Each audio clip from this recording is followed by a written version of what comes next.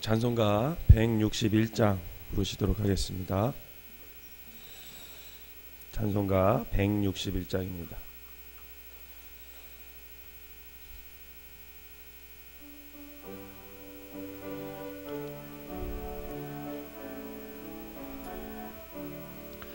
할렐루야, 우리 예수 부활 승천하셨네. 세상 사람 찬양하니 전사와 나빠도다. 그 주 예수 부활하사 사망 권세 이겼네. 그 주 예수 부활하사 사망 권세 이겼네. 할렐루야, 우리 예수 왕의 왕이 되시고 우리들의 중보 되심 성령 증거하시네. 그 주 예수 부활하사 처음 열매 되셨네. 그 주 예수 부활하사 처음 열매 되셨네. 할렐루야, 우리 예수 흠과 티가 없도다. 무덤 속에 있는 죄인 주가 일으키시네. 그 주 예수 부활하사 영광주로 오시네. 그 주 예수 부활하사 영광주로 오시네. 아멘. 사도신경으로 신앙 고백 드리도록 하겠습니다. 전능하사 천지를 만드신 하나님 아버지를 내가 믿사오며 그 외아들 우리 주 예수 그리스도를 믿사오니 이는 성령으로 잉태하사 동정녀 마리아에게 나시고 본디오 빌라도에게 고난을 받으사 십자가에 못 박혀 죽으시고 장사한 지 사흘 만에 죽은 자 가운데서 다시 살아나시며 하늘에 오르사 전능하신 하나님 우편에 앉아 계시다가 저리로서 산 자와 죽은 자를 심판하러 오시리라. 성령을 믿사오며 거룩한 공회와 성도가 서로 교통하는 것과 죄를 사하여 주시는 것과 몸이 다시 사는 것과 영원히 사는 것을 믿사옵나이다. 아멘.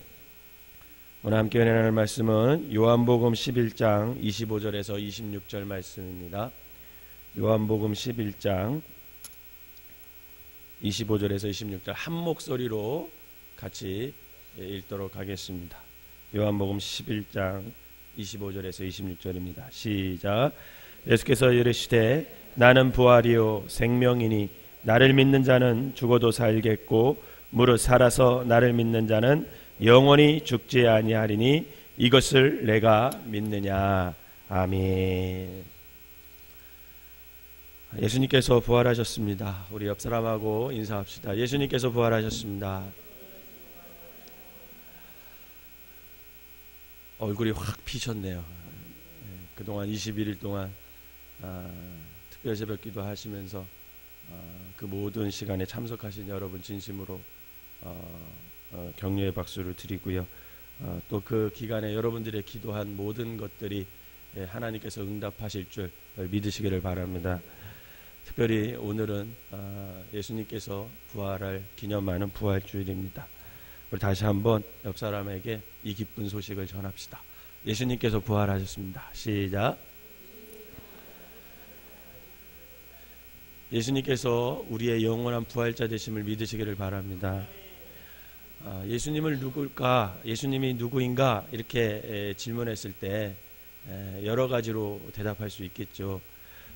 예수님은 구원자이십니다. 이렇게 대답할 수 있고, 또 예수님은 임마누엘의 주님입니다. 이렇게 대답할 수도 있고, 그분은 참 하나님인 동시에 참 인간이십니다. 이렇게 대답할 수도 있습니다. 그러나 무엇보다도 가장 중요한 대답이 있는데 그게 뭐냐면 예수님께서는 우리의 부활 주님이십니다. 이게 굉장히 중요한 말입니다. 또 중요한 고백이기도 하죠.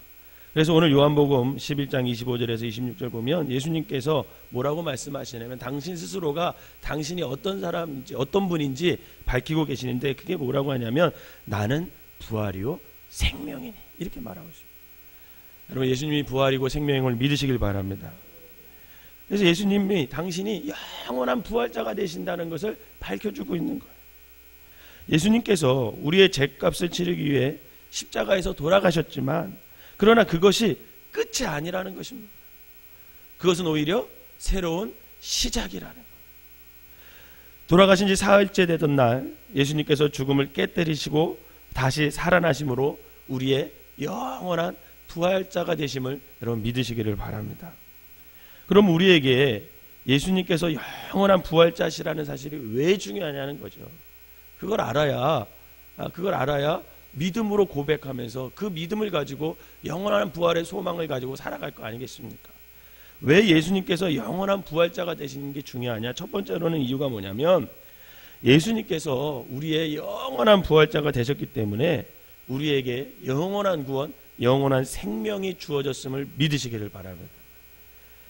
예수님께서 십자가에서 우리의 죄값을 치르고 돌아가셨으라 할지라도 여러분 만약 그것으로 모든 것이 끝나버렸다고 생각해보세요. 부활 없이 그것으로 끝나버렸다면 예수님의 구원은 고작 이 땅에서 국한된 구원에 불과하다라는 것. 그 경우 죄와 더불어 우리의 또 다른 근본적인 문제 뭐가 있어요? 죽음의 문제가 있잖아요. 여러분 이 죽음의 문제는 해결할 수가 없는 거예요.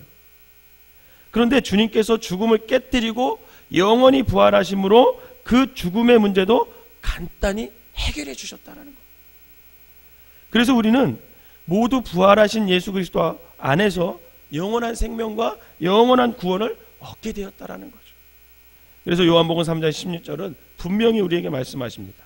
하나님이 세상을 이처럼 사랑하사 독생자를 주셨으니 이는 그를 믿는 자마다 멸망하지 않고 영생을 얻게 하려 하심이라. 믿으시기를 바랍니다. 예수님의 부활로 인해 우리에게 영원한 생명이 주어졌다는 게 얼마나 축복인지 모릅니다. 부활이 있기에 우리에게 영원한 생명, 영생이 주어진 거라는 것이죠. 그래서 부활이 중요합니다. 두 번째로 부활이 왜 중요하냐면 예수님께서 영원한 부활자가 되셨기 때문에 여러분 그분의 말씀이 지금도 살아있고 앞으로도 영원히 살아있는 말씀이 됨을 믿으시기를 바랍니다. 여러분 사람이 죽잖아요. 그러면 그와 동시에 그의 말은 효력을 상실하게 돼 있어요. 만약 예수님께서 부활하지 못하셨다면 2000년 전에 지구 반대편에서 죽어버린 어떤 한 인간의 말을 21세기를 살아가는 오늘 우리가 믿어야 할 이유가 하나도 없습니다.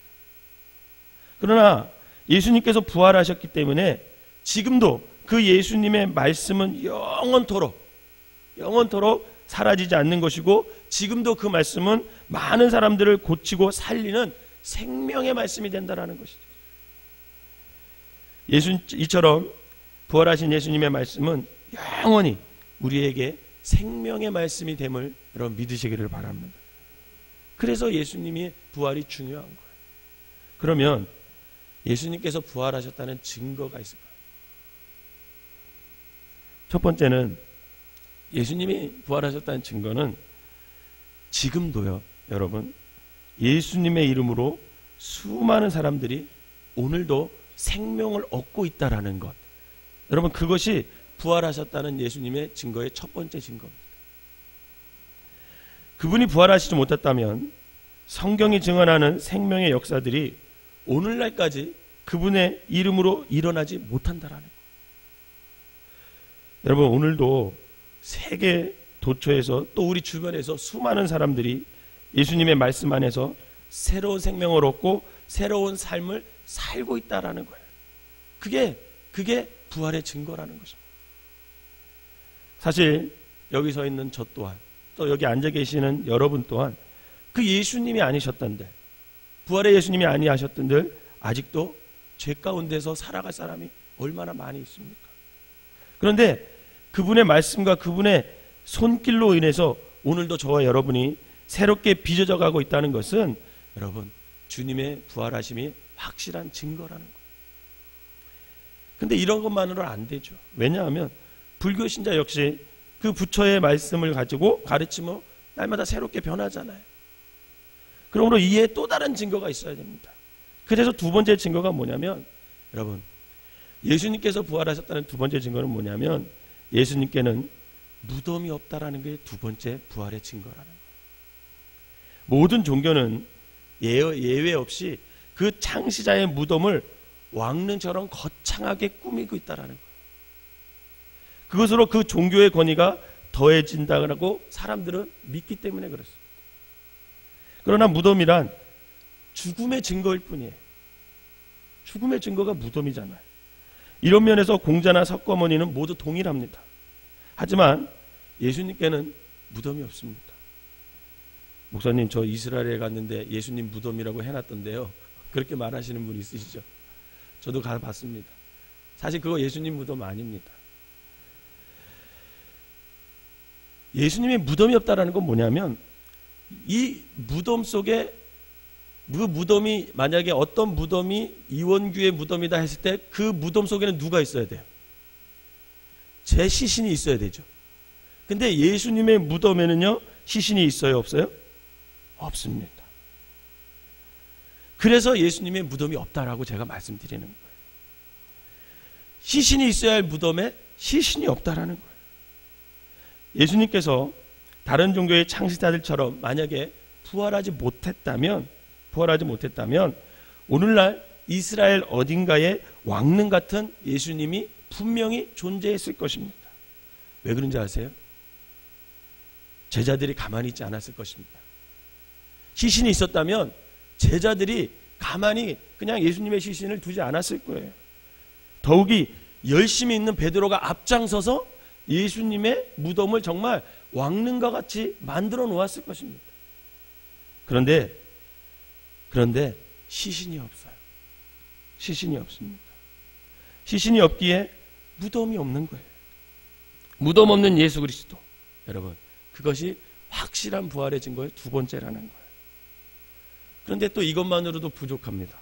왜냐하면 제자들이 예수님의 시신을 숨겨놓고 예수님의 부활을 거짓으로 꾸며낼 수도 있잖아요.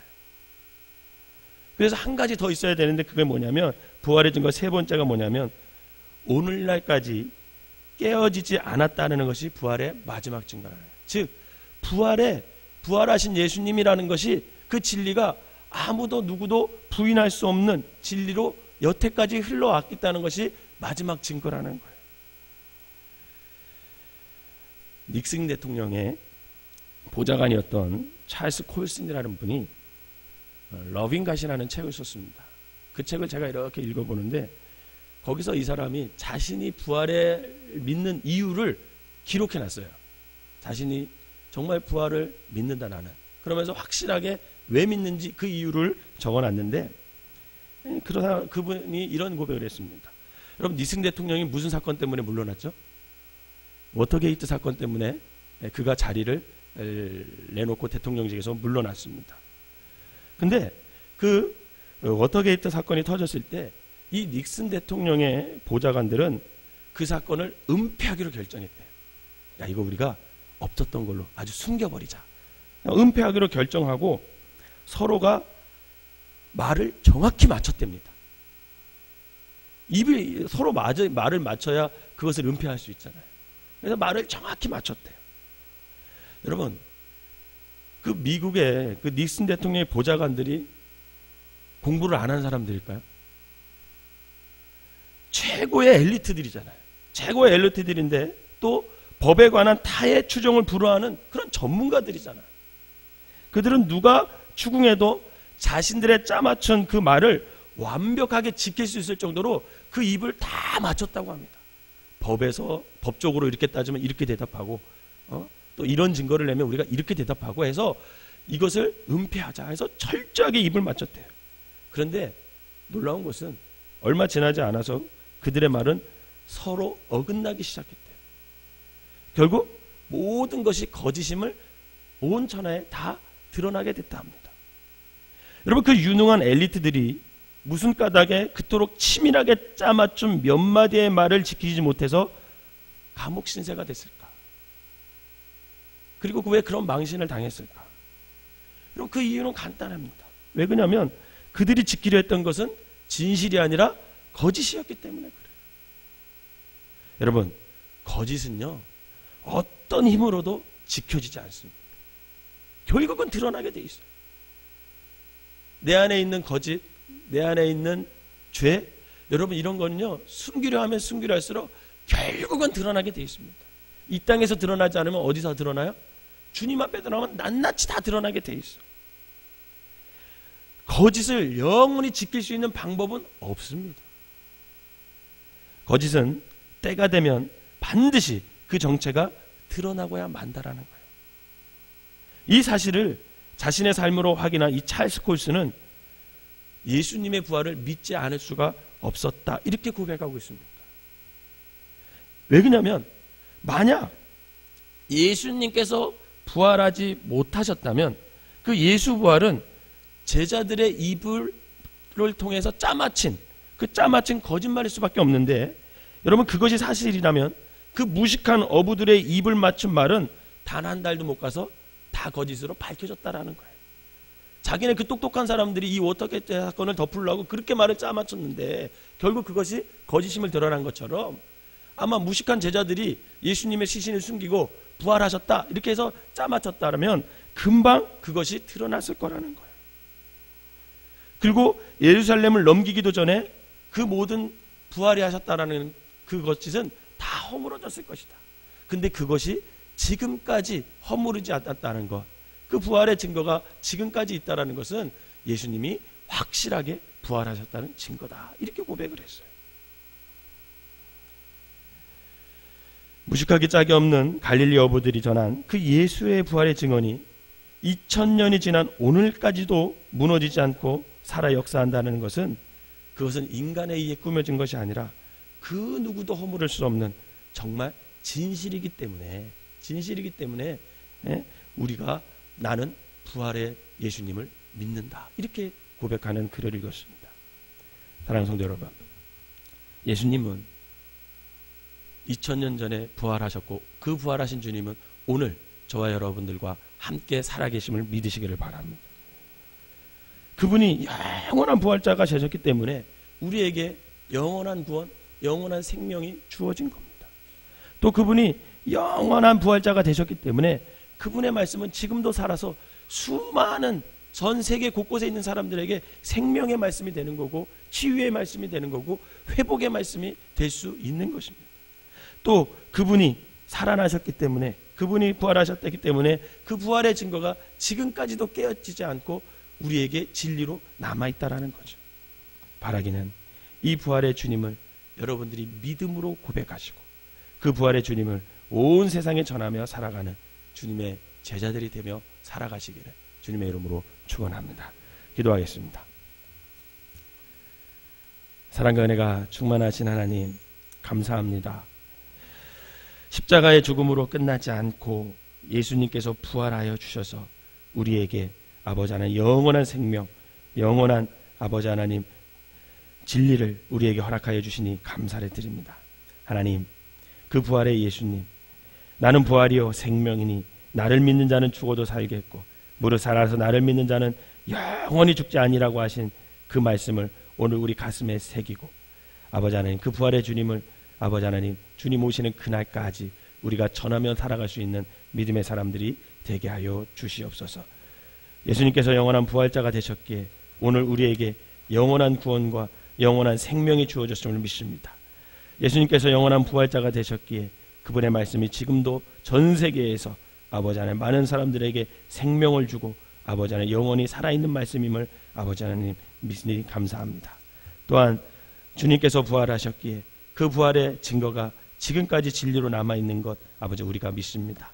하나님, 그 부활의 주님 오늘 우리의 가슴 속에 아버지 하나님 영원히 고백되게 하여 주시고, 그 부활의 주님으로 인해서 아버지 하나님 잃어버렸던 소망이 다시금 산 소망으로 아버지 하나님 우리에게 다가오게 하시고, 무너졌던 것이 아버지 그 부활의 주님으로 인해서 다시 회복되게 하여 주시고, 아버지 하나님 잃어버렸던 것을 그 부활의 주님으로 말미암아 다시 찾게 하여 주시고, 아버지 하나님 죽음의 아버지 두려움 속에서 죄의 두려움 속에서 떨고 있는 아버지 사람들에게 부활의 주님으로 인해서 다시 아버지 하나님 우리가 소망을 갖고 영원한 천국을 사모하며 살아갈 수 있는 아버지 귀한 아버지 믿음이 되게 하여 주시옵소서.